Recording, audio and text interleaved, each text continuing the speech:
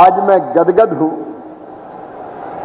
अभिभूत हूं, मेरा रोम रोम पुलकित है। आज मुझे जीवन की अमूल्य निधि महाराज कुमार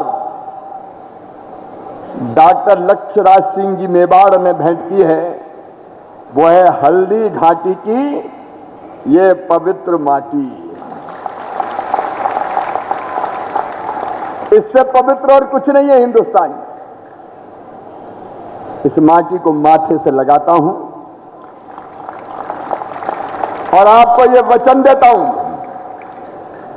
कि मेवाड़ की ये माटी, हल्दी घाटी की ये माटी जो भारत की शौर्य और वीरता की प्रतीक है, इस माटी का मान, सम्मान और इसकी शान कभी जाने नहीं दूंगा। जान भले ही चली जाए, इसका सम्मान कभी नहीं जाने दूंगा। मंदिर में रख के मेरे इस माटी की पूजा करूंगा और ये माटी महाराणा प्रताप जी के शौर्य को हमेशा याद दिलाएगी और कहेगी सही दिशा में काम कर। मैं फिर प्रणाम करता हूं, इस माटी को तिलक करो, ये धरती है बलिदान की। सचमुच में अद्भुत है हमारा देश। बप्पा रावल जी की वीरता की कथाएं आज भी हमें रोमांचित कर देती है। राणा सांगा 80 घाव लगे लेकिन लड़ते रहे, और महाराणा प्रताप नाम लेते ही श्रद्धा से शीश झुक जाता है। हे महावीर, हम सब गर्व करते हैं आपका। अब भारत के शौर्य का प्रतीक है। महाराज छत्रसाल बुंदेला, उनकी भी जयंती है। मैं महाराणा प्रताप जी के चरणों में शीश झुका के नमन करता हूं, प्रणाम करता हूं मध्य प्रदेश की इस धरती से। महाराज छत्रसाल बुंदेला जी के चरणों में प्रणाम करता हूं और प्रणाम करता हूं भारत की उस मां को, राजमाता महारानी पद्मावती के चरणों में। धन्य हो मां। ऐसा शौर्य कहीं देखने मिलता है क्या? स्वाभिमान के प्रतीक, धर्म संस्कृति की रक्षा, धोखे से, छल से, कपट से और गद्दारी से महाराज रतन कुमार धोखे से, छल से, कपट से, ईमानदारी से लड़ाई में नहीं। जब नहीं रहे तो महारानी ने ऐसा जोहर किया जो पूरी दुनिया में आज भी इतिहास में दर्ज है, याद किया जाता है। इतना बड़ा बलिदान, अंगारों में कूद के, अग्नि की ज्वालाओं में अपने आप को समर्पित कर दिया, और उन्हीं की ये भव्य प्रतिमा उनके चरणों में श्रद्धांजलि है। रानी, तेरा ये बलिदान याद रखेगा हिंदुस्तान, और आने वाली पीढ़ियां ये देखे। इसलिए भोपाल में मनुआ बांध की टेकरी पर ये विशाल प्रतिमा, ये विशाल और भव्य प्रतिमा लगाई गई, प्रेरणा स्थल होगा ये।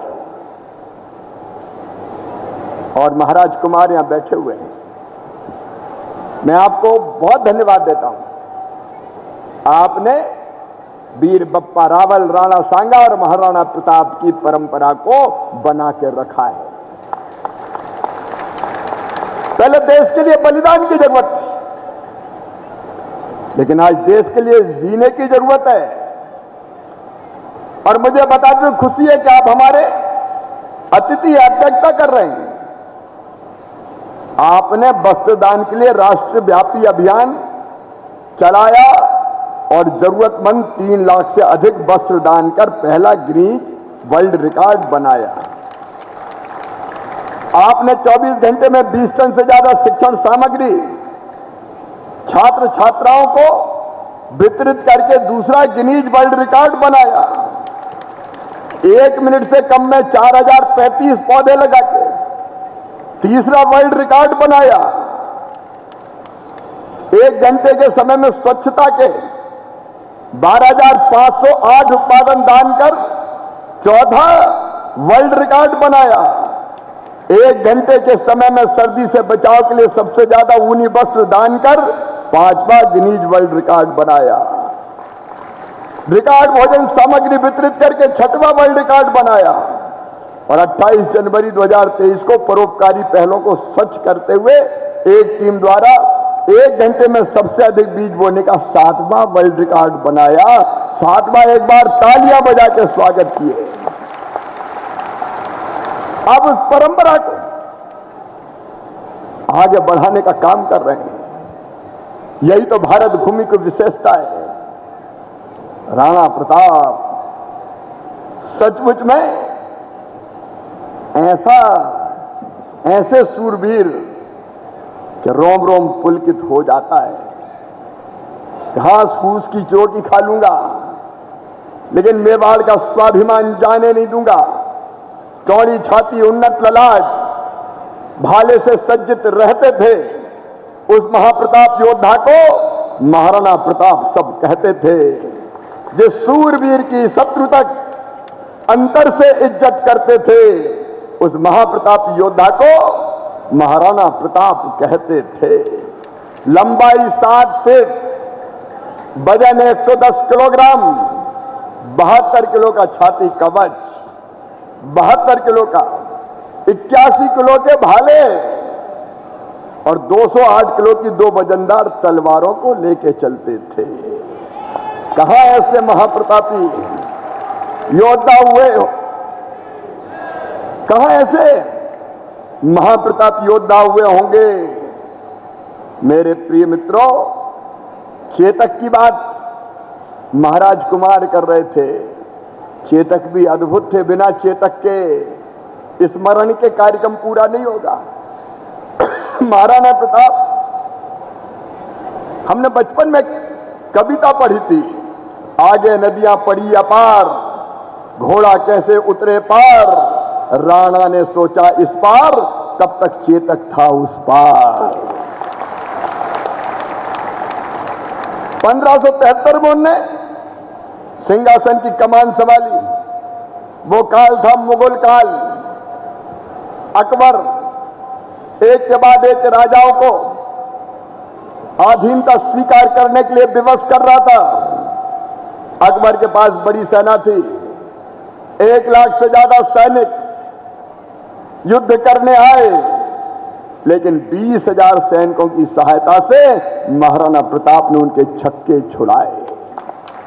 हल्दी घाटी का वो युद्ध भारत का ऐसा युद्ध है कि जिसे पूरी दुनिया याद करती है। अधीनता स्वीकार नहीं करूंगा। जंगल में भटक लिया हूं। और एक बात और कहना चाहता हूं, लड़ाई में साथी कौन थे? पुंजा भील, भामाशाह, ऐसे साथी थे। सामाजिक समरसता का प्रतीक थे वो। सामाजिक समरसता का प्रतीक। हल्दी घाटी के युद्ध के बाद जब राणा प्रताप जंगल में रह के फिर से सेना इकट्ठी कर रहे थे युद्ध के लिए, तब उनके लिए भोजन जुटाने का काम पुंजा भील करते थे। एक दिन दुद्धा को कहा गया, नंबर आता था बारी बारी से कि राणा साहब को भोजन पहुंचाए, महाराणा साहब को भोजन पहुंचाना है। एक दिन भील किशोर दुद्धा की बारी आई। घर में भोजन आटा नहीं था तो व्यवस्था पड़ोस से करके मां ने रोटी बनाई और भील किशोर दुद्धा रोटी लेके और राणा प्रताप जहां रुके थे उस ओर चला। अकबर के सैनिकों ने घेरा डाला था। पता चल गया कि ये दुद्धा राणा प्रताप को रोटी पहुंचाने जा रहा है। पीछा किया गया।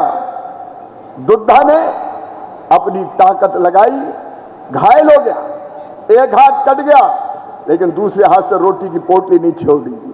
पूरी ताकत से दौड़ते हुए अंततः वो वहां पहुंच गया जहां महाराणा प्रताप रुके हुए थे और वहां जाके गुफा के मुहाने पे आवाज लगाई, राणा जी ये रोटियां मां ने भेजी है। फौलादी तन और अटूट संकल्प वाले महाराणा ने जब देखा एक लहूलुहान किशोर हाथ में पोटली लिए पुकार रहा है तो उनकी आंखों से झरझर आंसू झरने लगे और कहा इतना कष्ट उठाने की क्या जरूरत थी, तुम संकट में क्यों पड़े? तो दुद्धा ने कहा मां कहती थी आप चाहते तो अकबर से समझौता कर आराम से रह सकते थे, पर आपने धर्म और संस्कृति की रक्षा के लिए इतना बड़ा त्याग किया, उसके आगे मेरा त्याग तो कुछ भी नहीं है। और ये कहकर महाराणा को पोटली दी और दुद्धा ने वीर गति प्राप्त की। कितने ऐसे साथी और सहयोगी थे और हम सब जानते हैं महाराणा प्रताप ने अंततः मेवाड़ को स्वतंत्र करके अकबर को धूल चटाने का महाप्रताप किया। ऐसे महाराणा प्रताप को बारंबार प्रणाम। सूरज का तेज भी फीका पड़ता था, सूरज का तेज भी फीका पड़ता था जब राणा तू अपना मस्तक ऊंचा करता था। थी राणा तुम में कोई बात निराली, इसलिए अकबर भी तुमसे डरता था, अकबर भी तुमसे डरता था। ऐसी सूरवीरता को बारंबार प्रणाम। प्रणाम महाराज छत्रसाल बुंदेला को। छत्ता तेरे राज में धक धक धरती होए, जित जित घोड़ा पग धरे उत उत विजय होए। उनको भी मैं प्रणाम करता हूं। ये वीरों की और सूरों की धरती है मेरे मित्रों।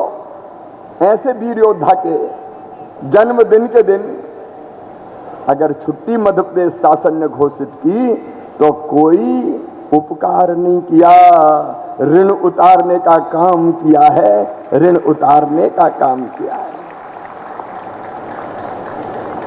हम सब विचार करें हमारे ऐसे महावीर योद्धा तब जब आज भी ये बात सच है, आज प्रधानमंत्री नरेंद्र मोदी जी के नेतृत्व में एक वैभवशाली, गौरवशाली, संपन्न, समृद्ध और शक्तिशाली भारत का निर्माण हो रहा है। हम देखते हैं जब दुनिया में प्रधानमंत्री जाते हैं तो गर्व से मन भर जाता है। अमेरिका के राष्ट्रपति कहते हैं बायोडाटा तो दे दो, ऑटोग्राफ तो दे दो, ऑटोग्राफ तो दे दो। आपने देखा दूसरे देशों के राजनेता कितना सम्मान करते हैं, लेकिन फिर भी मेरे मित्रों आज भी कई षड्यंत्रकारी हैं जो इस देश को, सनातन संस्कृति को नुकसान पहुंचाने की कोशिश कर रहे हैं। अभी पिछले दिनों ही एक संगठन ऐसा पकड़ा गया जो लव जिहाद पहले, बाद में धर्मांतरण और बाद में उनको आतंकवाद की तरफ ले जाने का काम करता था। वो पकड़ लिए गए, सारे जेएमबी के आतंकवादी पकड़े गए। मैं राणा प्रताप जी के चरणों में प्रणाम करके ये संकल्प लेता हूं कि ऐसे लोग जो हमारे देश को, प्रदेश को नुकसान पहुंचाएंगे, छोड़े किसी भी कीमत पर नहीं जाएंगे। हम केवल आतंकवाद के खिलाफ और आतंकवादियों से लड़ना, उनको समाप्त करना, ये हमारा धर्म है। बोलो है कि नहीं? अरे है कि नहीं? तो बोलिए राणा प्रताप की।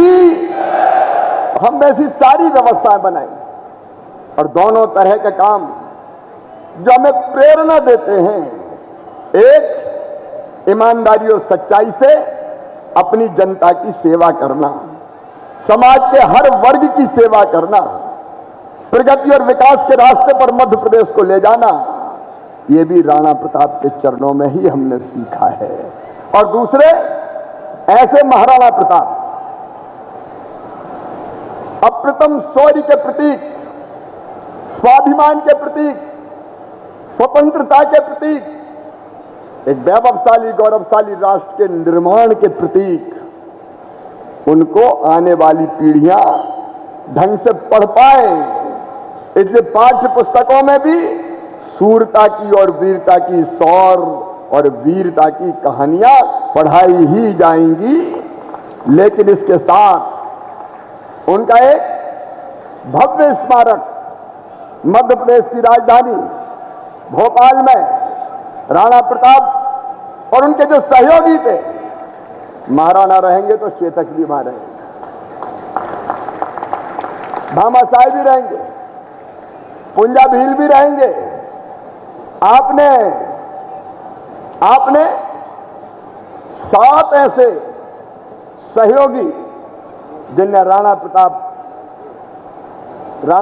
जी को जिनने हमेशा सहयोग किया, उनके साथ लड़ते रहे, उन सबको चित्रित किया जाएगा।